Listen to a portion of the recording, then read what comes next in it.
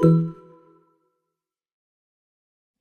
this guide, you will learn how to upload full Facebook profile picture without cropping. First, launch your preferred browser. Now type in facebook.com and search for it. Once you're on this page, provide your Facebook account's credentials and log into your account. Now click on three dots given at the bottom right. Scroll down. Select Request Desktop Site. Now click on your profile picture given at the top right. Click on your profile picture again. Click on your profile picture. Then select the option Choose Profile Picture. Click on Upload Photo. From these options, select the option of your choice. Now go ahead and select the profile picture for your Facebook account. Upload it.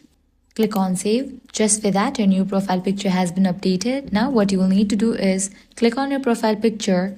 Now select the option See Profile Picture. Now you will be able to view your full image without cropping. And that's it. This way you are able to upload full Facebook profile picture without cropping. If this guide helped you out, do not forget to like, share and subscribe.